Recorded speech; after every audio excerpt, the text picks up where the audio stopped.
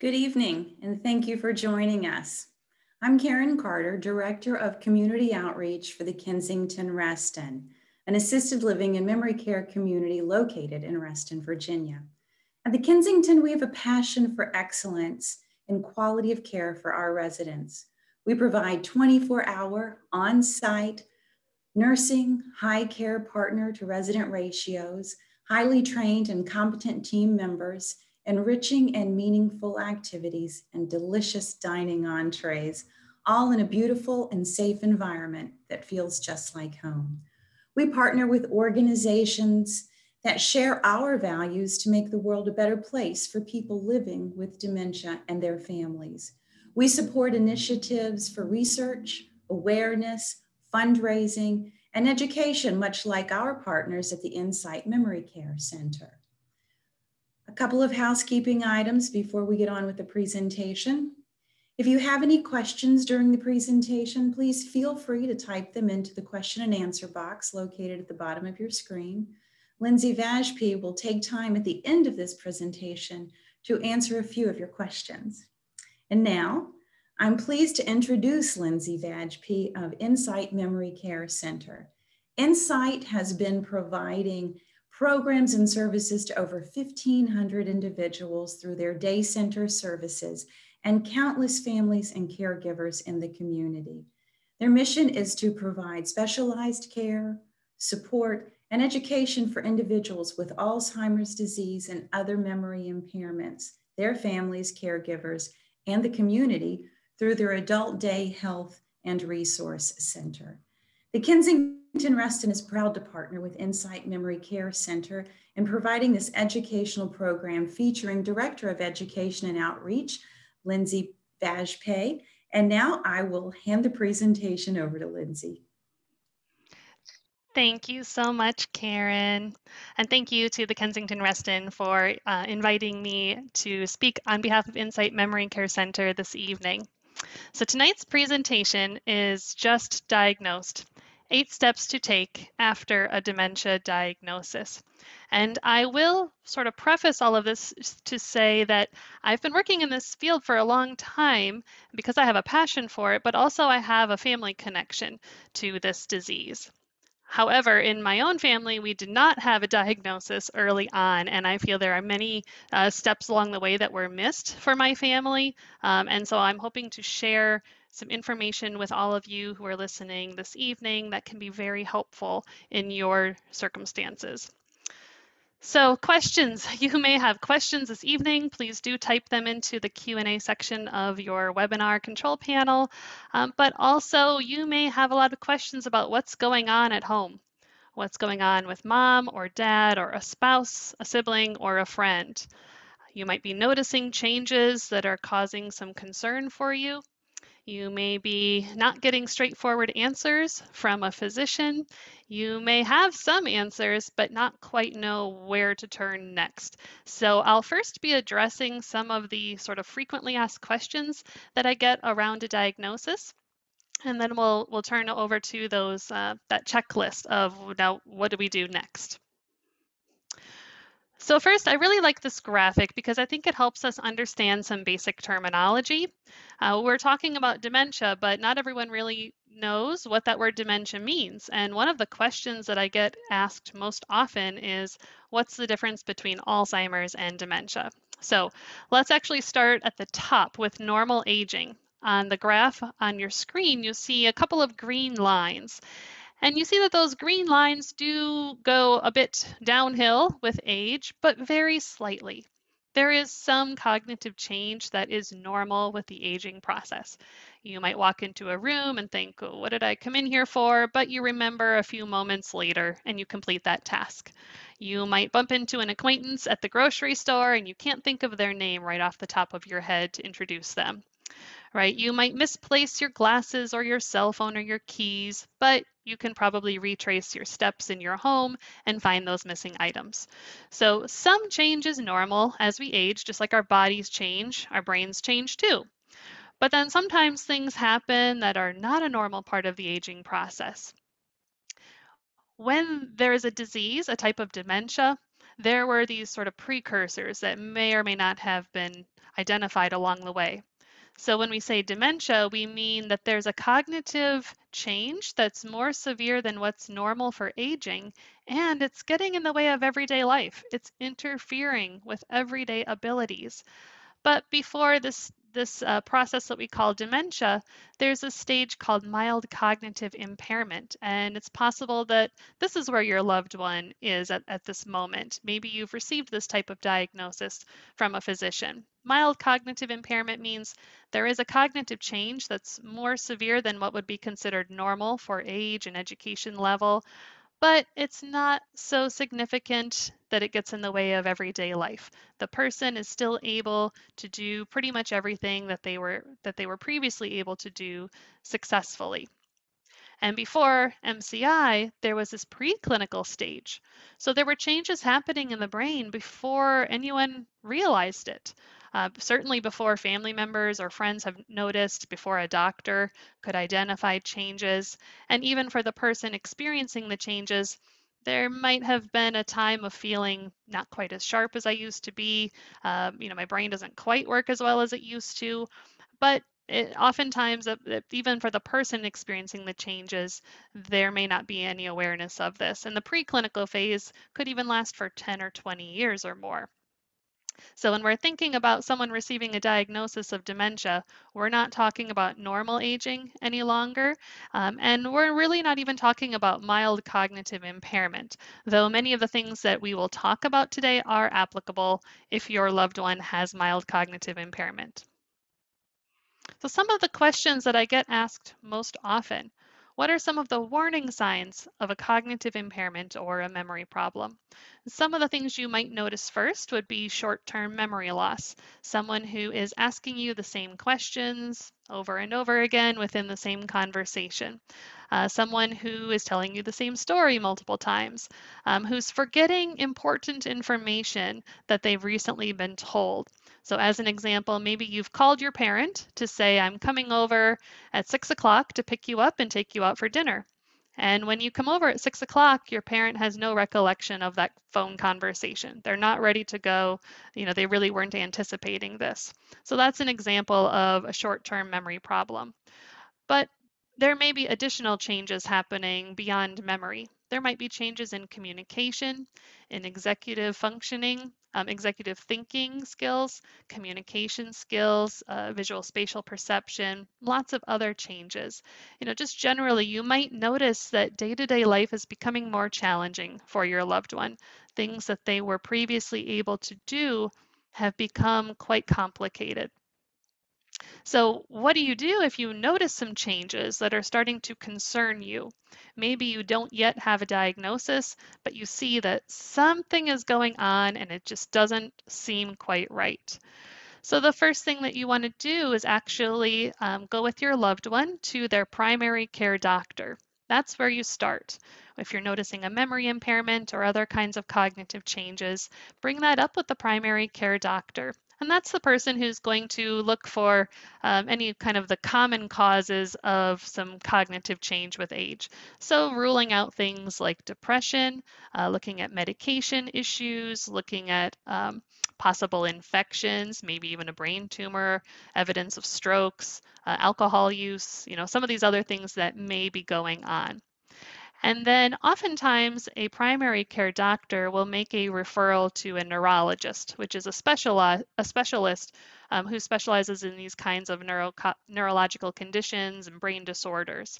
So it's typically a neurologist who's going to make this diagnosis, although there are some very well-trained and well-qualified primary care doctors as well as geriatricians who are primary care doctors who specialize in older adults. So typically we have a specialist involved at some point along the way, but you may wonder, how is this diagnosis made? Is there just one test that's taken? What does this look like? And a diagnosis requires a variety of tests. There would be interviews with family, there would be a look at that medical history, family history. There would be lab work like drawing blood, urinalysis. There would be different kinds of brain scans, cognitive testing, psychological testing, basic neurological testing. And really, it's the doctor trying to put all of these pieces together. What do we think could be going on? What pieces of evidence will help support my hypothesis of what I think is causing these symptoms? Now, usually the diagnostic process is not something that happens super quickly. It often takes a year to 2 years after the time of bringing up a concern with that primary care doctor, because oftentimes there will be some monitoring that occurs to see if there's continued change. There may be change of medications. It may involve making appointments with specialists, getting different kinds of testing, a visit back again with the specialist to review the results of this testing. And this may take some time. It's not very typical that someone would walk into their primary care doctor office for their annual physical and come out 20 minutes later with a diagnosis of dementia. So oftentimes families wonder, well, can the doctor really be sure? You may have heard that a diagnosis like Alzheimer's disease can't be made for certain until an autopsy is completed. And it is true that the only way to know with 100% certainty what type of dementia someone has is upon autopsy. Doctors are actually very good at making an accurate diagnosis. So some research I read about 5 years ago said that doctors were diagnosing Alzheimer's with about 90 to 95% accuracy. And the most of the time when they got the diagnosis wrong, it was because there was a different form of dementia, an irreversible dementia that was really occurring. It wasn't something that could have been treated or reversed. So why should your family get a diagnosis early? It's easier to just put my head in the sand, right? To just kind of put a band-aid on some of the things that are going wrong, and to just avoid the reality of what is. But getting a diagnosis early allows you time to plan. It allows an opportunity for the person living with the diagnosis to be involved in the planning process, to make sure that their wishes are understood and can be followed to the extent possible. And really, it allows you to kind of take time to work your way through this checklist that I'm going to be sharing with you to prevent getting into a crisis situation and to think as clearly and strategically as possible as you're planning for the future, as well as trying to live your best life today. It was like a punch in the gut. So this is actually a quotation from Insight's own executive director, who is in the unique position of leading an organization that serves families living with dementia and her dad being diagnosed with Alzheimer's at the same time. And so even when you know something's going on, you know in your heart what's happening, to hear these words said out loud, your dad has Alzheimer's disease, or your spouse has Lewy body dementia. It's like a punch in the gut. You may not know what to do next. This news might be shocking, or surprising. Maybe it's not shocking at all, right? It's maybe validating in some way. It's a relief. Oh, I've been seeing things go on for months and months, or maybe even years. Now we finally have an answer. So there may be a whole range of emotions that you feel as your loved one gets a diagnosis. One of the biggest frustrations that I hear from families that we serve at Insight is often that a diagnosis is made. The doctor tells you, the care partner tells the patient what the diagnosis is, and then pretty much says, come back in 6 months. Maybe writes a prescription for a medication, but doesn't provide a whole lot of guidance after that. And families are left just reeling, just wondering, well, but tell me more. Help me understand this diagnosis. Help us understand what we should be doing now, what we should be doing next. Give me some more information. And unfortunately, doctors don't always have a lot of time to be able to do that. So what I'm going to be sharing with you this evening, these 8 steps in this diagnosis dementia checklist, these are your next steps. When you're getting this new diagnosis and you're thinking, what are we supposed to be doing next? These are your next steps. So the first step is to learn about that diagnosis. Is this a general dementia diagnosis, or is the doctor telling you what type they believe your loved one has? I'm a big advocate for wanting to know what kind of dementia someone has. There are many different forms of dementia, many different diseases that cause these symptoms. Alzheimer's is the most common form of dementia. And when someone has Alzheimer's, typically we're going to see those short-term memory problems being one of those first warning signs, kind of one of the most pressing issues early on, but it doesn't stop with memory problems. There may be changes in that executive thinking, in communication skills, and other areas. But if your loved one has a different form of dementia, maybe vascular dementia, the symptoms can look so different. Vascular dementia has more of a stepwise progression. Maybe it's Lewy body or it's FTD that have their own set of primary symptoms in the early stage of the disease. So really understanding what my loved one has, what do those symptoms look like? What should I be concerned about now? What should I be planning for next? And also what kinds of treatments might be available? For these irreversible forms of dementia, we don't have treatments that can actually stop or slow the disease at this time. But we do have a lot of treatments for symptoms. So there are a variety of FDA-approved medications to help with Alzheimer's symptoms. There are different kinds of medications that would be used if a person has Lewy body dementia to help with those symptoms. That may include some movement kinds of changes. Some of the treatment for symptoms may include things like antidepressants or something that might help with anxiety.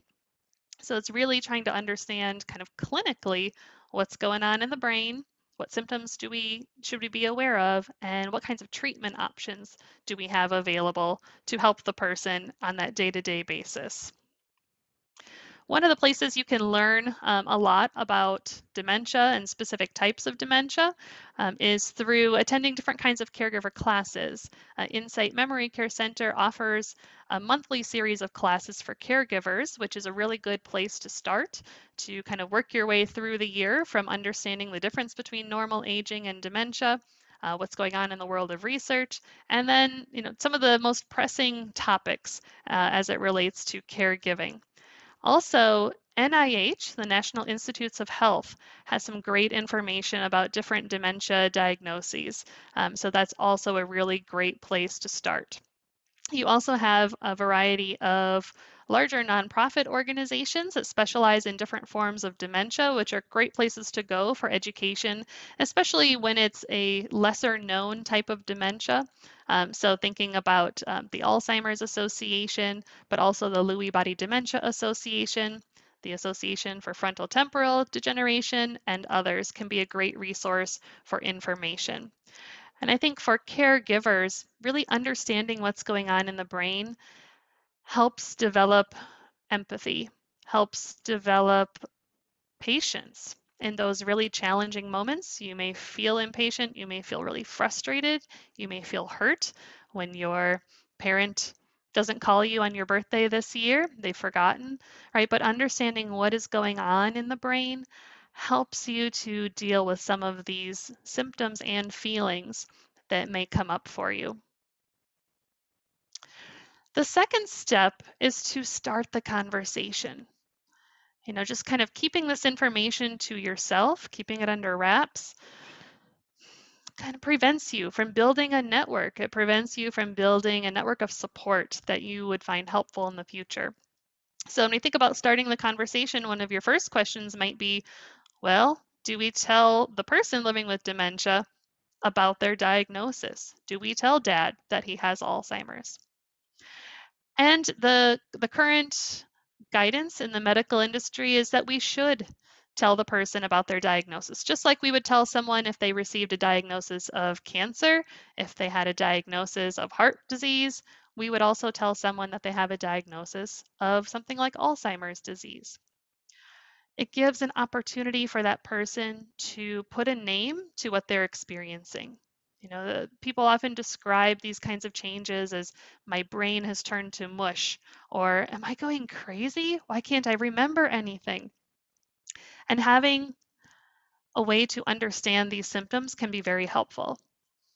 Now, not everyone we will agree with their diagnosis or be able to understand their diagnosis. Number one, we're often dealing with memory impairments. So even if the doctor says the diagnosis, there's that possibility that the person won't remember that conversation later on.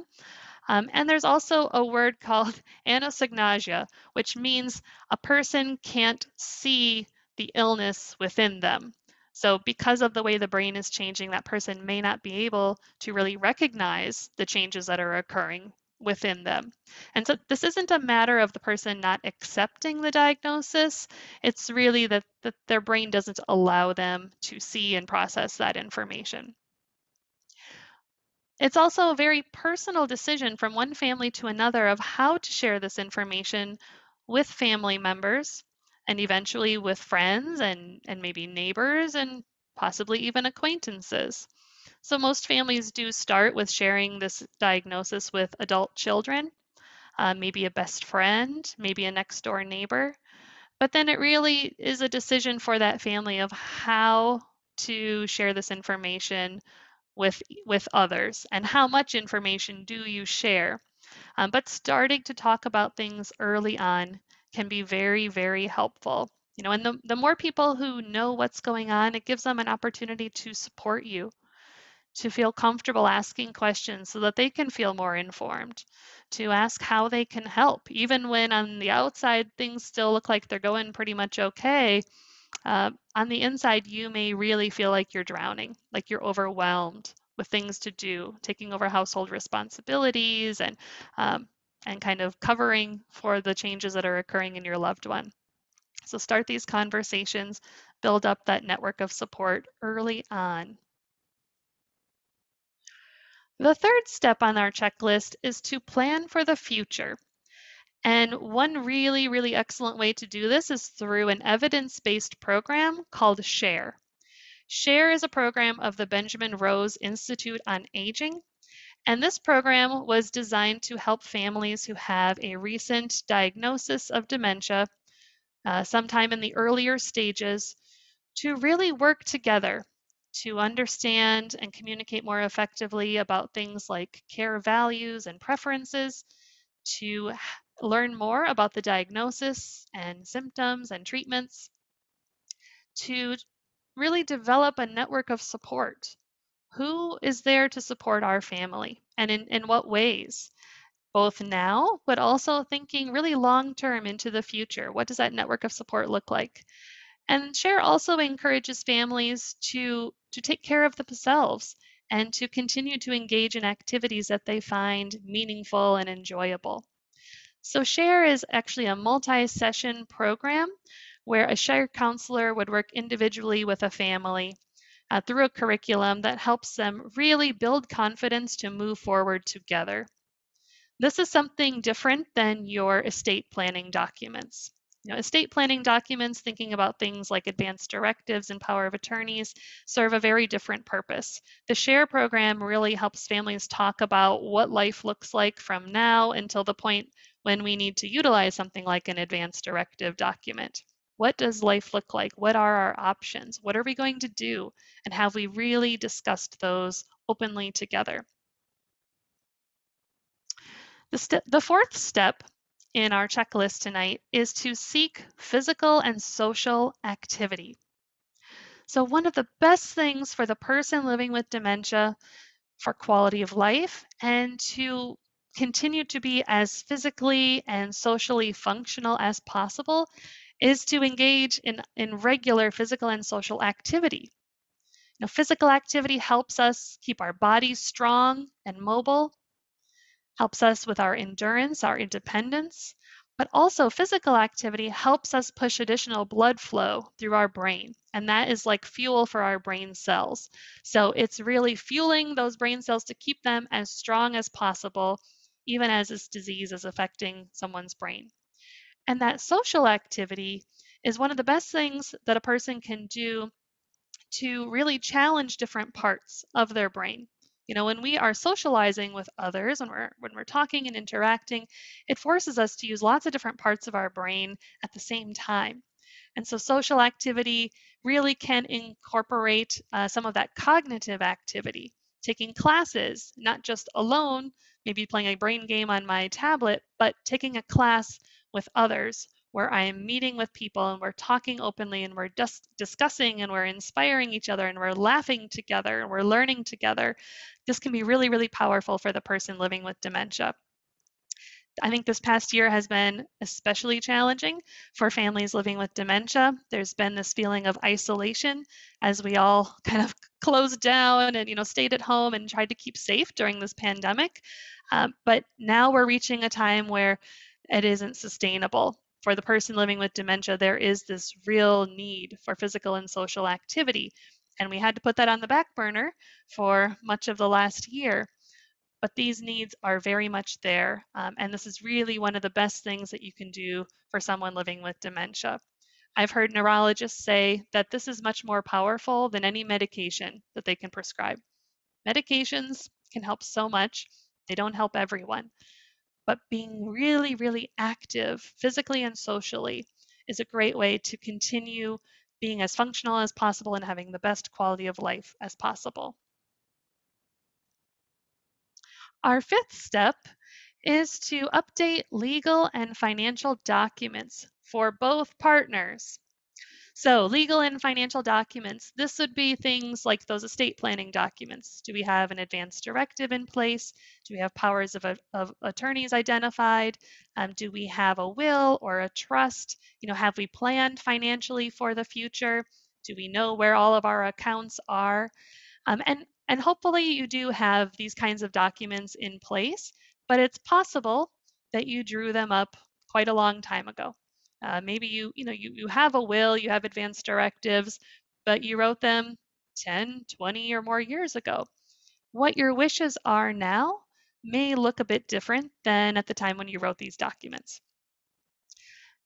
And not only for the person living with dementia to make sure that the things that they've spelled out in their documents are truly what they still want, and the people who've been identified to be decision makers are still available and willing to be those decision makers, but also for that primary partner. So, for example, thinking about spouses, if my husband has dementia, I I probably wrote him into my documents as being my power of attorney. If I can't make decisions, I want my husband to be able to make healthcare and financial decisions for me. But if now he's living with dementia, he's not going to be the best person to act in my interests, right? To take in really complex information in a crisis moment to make really difficult decisions that have significant impacts. So not only does the person with dementia need their documents reviewed and so that they can update them while they have the legal capacity to do that, but also for that well spouse, their documents need to be looked at as well. We should all have these kinds of documents in place. We should all pull them out on some regular basis and look at them, maybe every 5 years. But when there's been a significant change, healthcare change, like a new diagnosis like dementia, or any other significant change, these are critical times to pull those documents back out. So visit with an elder law attorney, have someone help you review these documents, make sure that they say exactly what you want them to say. And as you're thinking about future care, like through the SHARE program, you're identifying, what do we think we are going to need in the future as far as care? What are our preferences?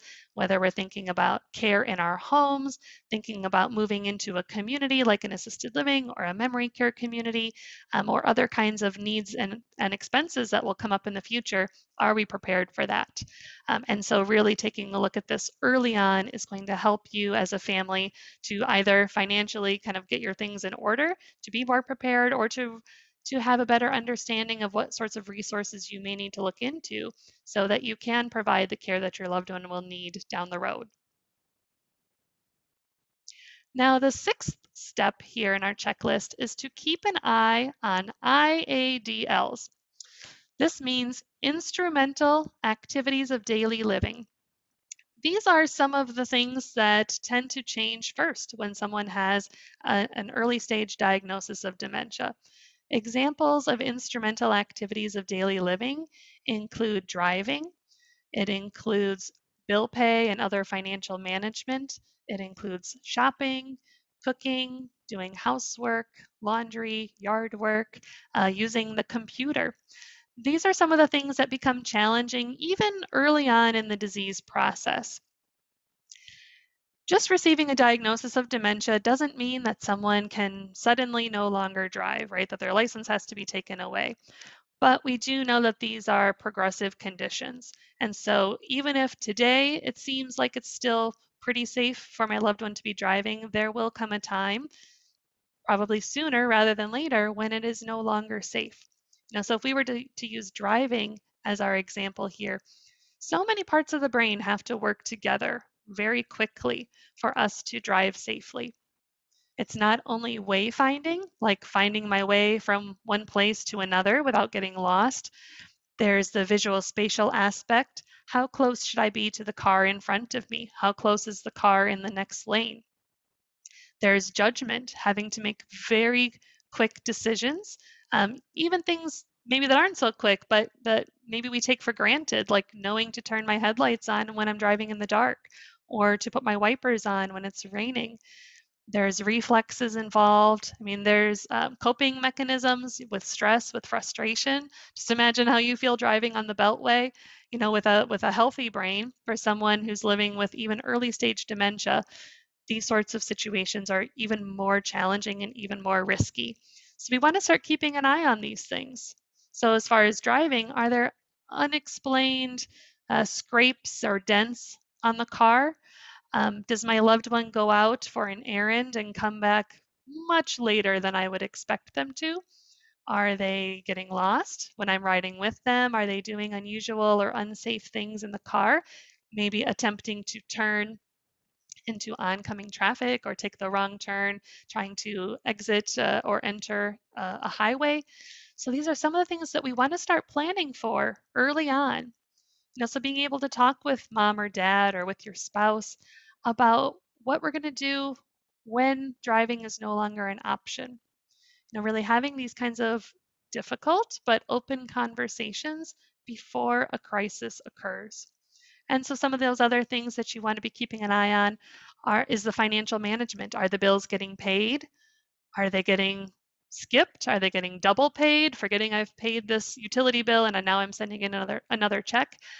Some people confuse solicitations that come in the mail, like charity donation envelopes, as bills, and maybe donating and sending out money to lots of different places. People may fall victim to scams.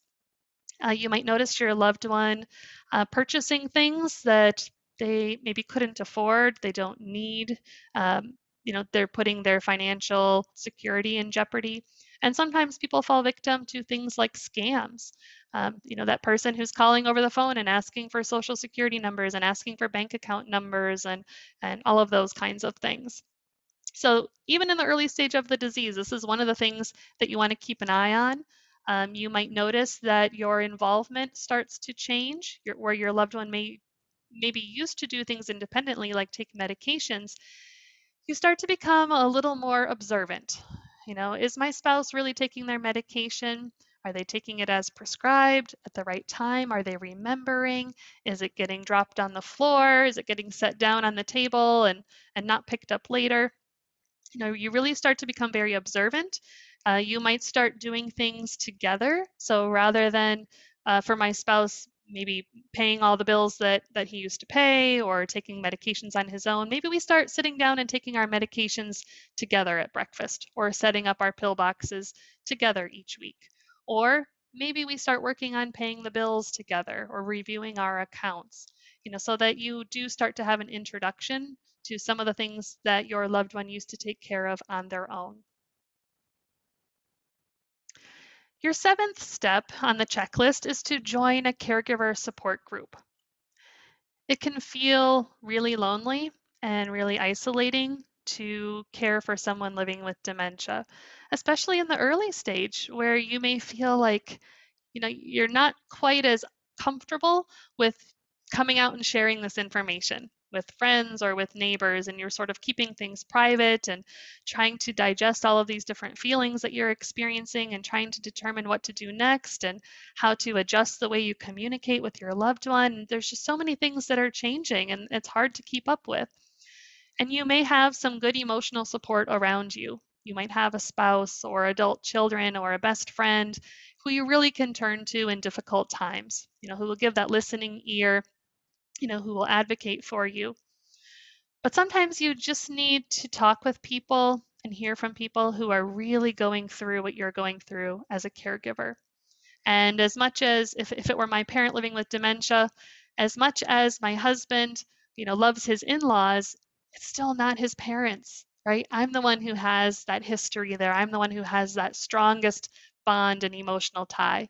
And even my best friend, as much as they want to support me, it's still not the same as them having their own parent going through this. But being part of a caregiver support group does give you an opportunity to hear from other people who are going through what you're going through. You learn a lot by hearing about their experiences. You pick up some practical tips, how to talk with dad about not driving any longer, how to get mom to let you go into the doctor's office with her, how to work as a family. Maybe there are multiple siblings and in any given family, not everyone is carrying the same amount of responsibility, right? And there may be conflict about who's doing what and feeling like I'm carrying more of a burden than other family members. How do I juggle being a sandwich generation caregiver? How do I care for a parent and children? How do I hold down a full-time job and be a caregiver for my loved one? This gives you an opportunity to really hear from people who are walking the walk. They're walking the same walk that you are, or at least similar. No two families are the same, but at least you've got something in common with them. And so not only is there that emotional support of the feelings that you're feeling are valid, you're not the only one feeling that way. When you feel frustrated, when you feel guilty because you got impatient, you're able to really talk with other people who are going through this too. They may be a little bit further along in the journey and you learn things from them because of that. Or maybe you're the one who's a little further along in the journey and you have an opportunity to share your experiences with others who are newer at this. There are lots of caregiver support groups available for anyone. In this last year, most caregiver support groups moved into this kind of virtual world. So that actually makes support groups more accessible for a lot of family caregivers who otherwise can't leave home, can't leave my loved one unsupervised, alone so that I can go to a support group. Or you might be that working caregiver who just doesn't have enough hours in the day, to go to an evening support group or to take off work in the afternoon to go to an in-person support group. So there are lots of options out there. There are online support groups like on Zoom, through local organizations. There are telephone groups. There are some caregiver support groups that have started meeting in person again with certain kinds of parameters and restrictions. And I would say that sometimes it takes a while to find the group that really meets your needs, that really feels right for you. So don't be afraid to try out a few different support groups. There may be different dynamics, different kind of facilitation styles, different personalities who show up at the group. And you want to find one that really feels helpful for you. So if you ever need help finding a caregiver support group, there are lots of great resources in the community. Of course, you can contact us at Insight Memory Care Center. We have a variety of support groups that are facilitated by trained staff as well as co-facilitated by family caregivers, and specialized support groups that focus on different types of dementia or different stages of the disease or different relationships to the person that you care for. Your local area agency on aging is a great place to turn and to find a caregiver support group near you. The Alzheimer's Association and the other larger nonprofit organizations that serve people living with dementia all have support groups that meet across the country. So certainly take some time for yourself to participate in a support group. And then the last step in this checklist is to consider involvement in research and clinical trials. So for the person living with dementia, being a part of a clinical trial gives an opportunity to really interact with experts in the field, the best of the best. In this kind of Northern Virginia and DC metro area, we have great access to clinical trials through Georgetown Memory Disorders Program, through NIH, through Johns Hopkins, through Recognition Health in Fairfax, and other locations. You get to work with experts in the field. You get this kind of ongoing medical care, more frequent visits with nurse practitioners and physicians. You get to be involved in a body of science. That's something that you do in this time where it feels like there's this loss of control. Something's happening to me. I don't want it to happen. I can't do anything about it. This gives me something active that I can do about it, right? I might receive a treatment that's effective for me. I might not. You never quite know going into a clinical trial, but at the least I know I'm contributing to a body of research that might help my children, it might help my grandchildren, it might help, really people around the world in decades to come. So research is a great place to start after a diagnosis has been made. A great place to turn for information here, like how to find a clinical trial, it's a website called clinicaltrials.gov, where you can search different kinds of keywords and different parameters to find trials that are currently recruiting, that are in your area, that are looking at a diagnosis that your loved one has in their age group. And it's just a really great way to get that extra level of medical care and possibly to receive some kind of treatment that will be beneficial. So I mentioned a few of these resources to you, but I wanted to give you some web links. So the National Institutes of Health, the two different websites there that I think are most helpful are clinicaltrials.gov. Again, this is a place where you can search clinical trials in your area, but also nia.nih.gov/health. In this section of NIH's website, they have information about Alzheimer's, other dementias. There's a whole section on caregiving. There's also a whole section on brain health. So for those of you who are listening who are just more interested in, well, how do I keep my brain healthy? Or maybe you have a parent that has dementia and now you're concerned about yourself. What should I be doing earlier in my life to hopefully prevent some of these things that are happening to my loved one? There's a lot of great research and information there. I mentioned the Area Agency on Aging, a good place to turn to find support groups in your area, to learn about resources in your area.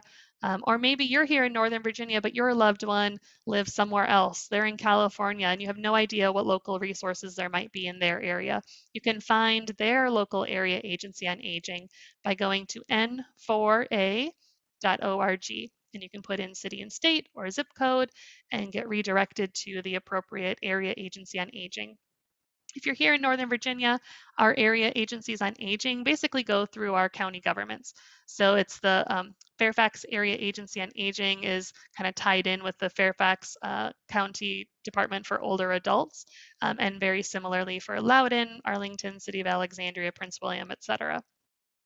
And then Insight Memory Care Center is a resource for everyone. If you're local to Northern Virginia and are interested in some of the in-person programs, or if you're anywhere around the country and might be tapping into some of the virtual kinds of services that are offered at Insight.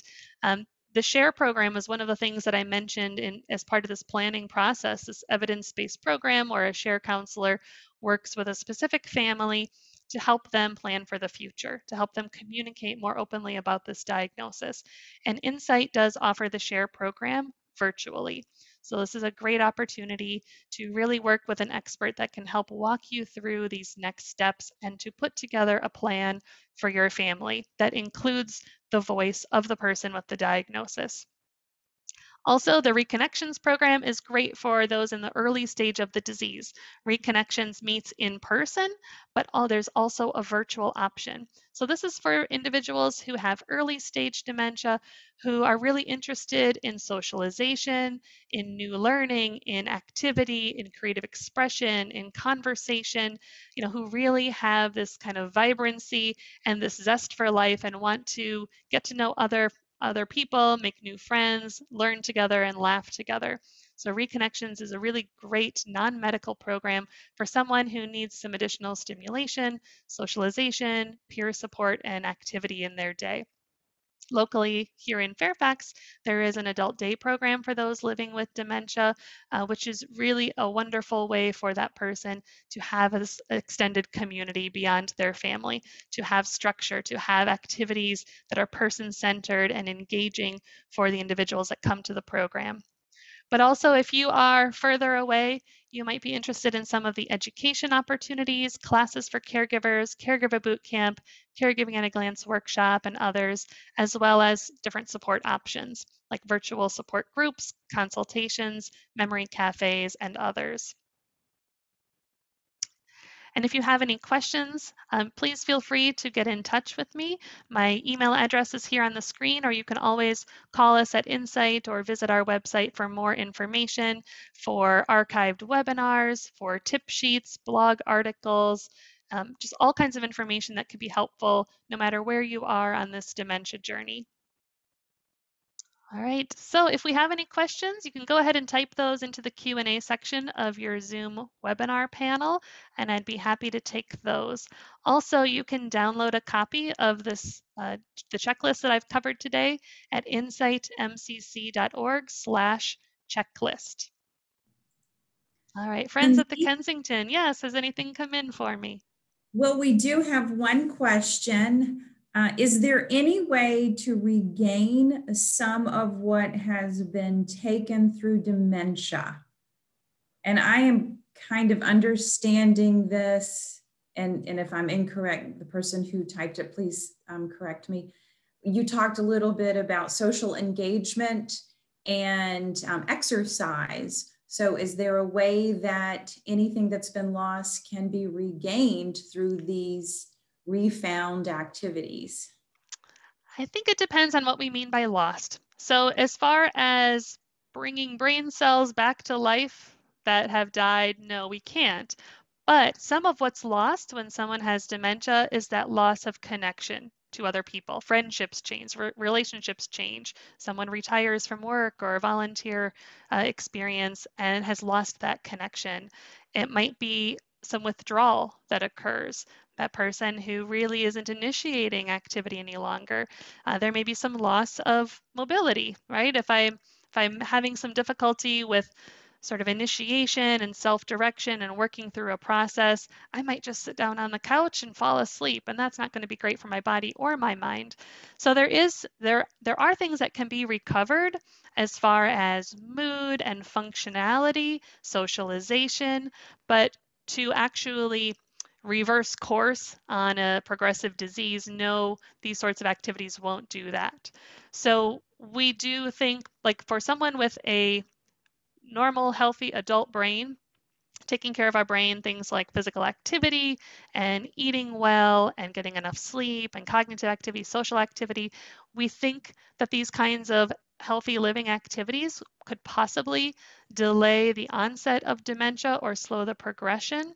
And so for that person with early stage dementia, this was actually a question I had for Dr. Turner, the director of the Georgetown Memory Disorder Program at a recent class. Are these activities helpful for someone who's in the early stage of the disease or who has dementia? And he said he believes so. It's worth pursuing. It's great. Hopefully it's helping to protect brains from some of the future change that occurs or slows the progression, but it's also really great for just that like day-to-day living, for physical skills and social skills, and being able to bring some of those back up to the level that that person, they're really their maximum level of functioning. And I should mention too, some of the medications, like these medications that help for Alzheimer's symptoms, they work for about 50% of the people who take them. And for those that it works for, it might seem to either improve someone's abilities symptomatically, improve their cognitive skills, or at least kind of plateau them. So even if there's not an actual change in the progression of the disease in the brain, there may be some symptomatic improvement. So I hope that helps. Yes, I hope that that does help. I do not have any other questions here. Lindsay, this has been wonderful. Thank you so much for your information. I'd like to take this opportunity to let those who are joining us right now and those who will watch as a recording in the future, We are going to be partnering with Insight Memory Care Center in June and July for our own day program here at the Kensington. So if you have somebody who has been diagnosed with the early onset or MCI, as Lindsay was explaining, please feel free to reach out to either Insight Memory Care Center or the Kensington Reston, and we can give you more information on that. Again, Lindsay, thank you for a very informative and helpful program. Thank the rest of you for your time this evening, and I hope that you have a good night. Take care. Bye-bye.